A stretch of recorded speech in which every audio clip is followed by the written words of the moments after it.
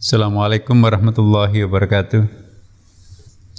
Para pemirsa dimanapun juga berada, kita selalu bersyukur kehadirat Allah Subhanahu Wa Taala meskipun kita diliputi oleh ketegangan dengan masih adanya wabah virus corona di sekitar kita.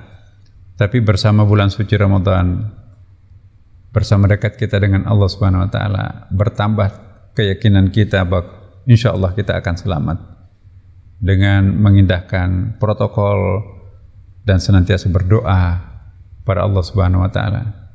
Hari ini kita akan membahas tentang taubat ijabah dan istijabah. Jadi inabah dan istijabah ini, taubat artinya dari akar kata taba ya tubuh. Taba itu artinya kembali. Kita menyimpan dari rel, tidak mungkin akan nyampe ke tempat tujuan. Maka kita naik ke atas rel yang benar, maka itulah yang disebut dengan taubat. Naik ke atas rel yang benar sehingga kita bisa berjalan. Tapi orang yang bertobat itu penampilannya ada dua.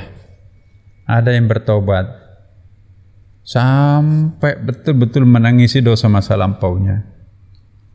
Ditanya kenapa menangis? Saya melakukan sesuatu yang tidak pantas.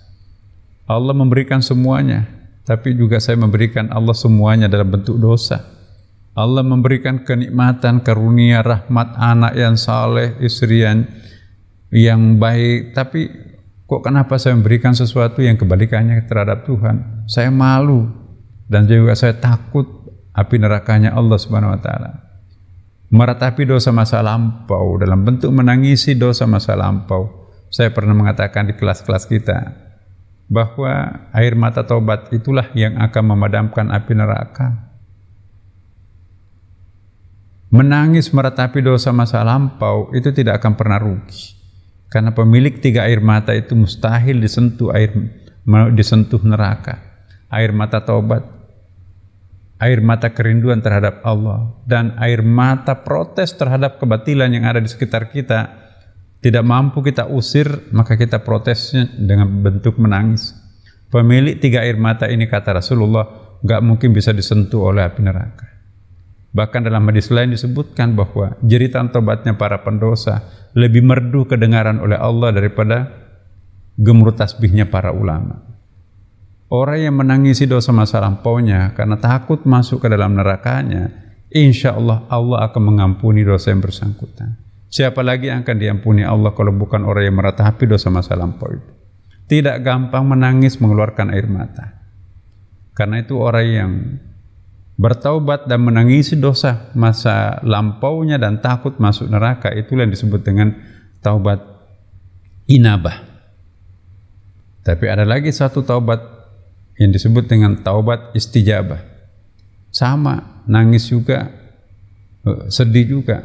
Tapi kenapa menangis? Jawabannya berbeda. Saya menangis bukan meratapi dosa masa lampau takut masuk neraka. Aku menangis karena menyesali dan malu di hadapan Allah. Lebih baik aku dibakar di api neraka daripada menanggung rasa malu terhadap Allah. Saya nggak tahu seperti apa dan di mana saya taruh muka saya di hadapan Allah. Allah memberikan semua yang kami minta. Bahkan ada yang kami tidak minta pun juga dipenuhi. Sementara saya jawab dengan dosa, maksiat, malu. Jadi orang yang menangis karena tersiksa rasa malu karena dosanya terhadap Tuhannya, itulah yang disebut dengan taubat istijabah. Dengan demikian, taubat yang paling murni sebetulnya adalah taubat istijabah.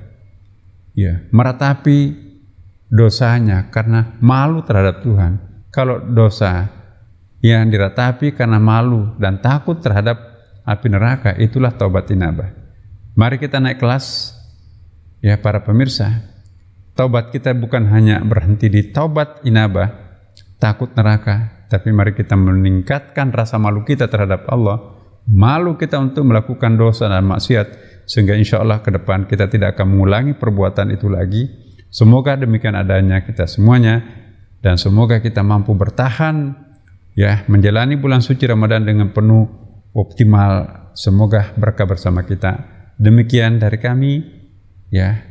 Wassalamualaikum warahmatullahi wabarakatuh.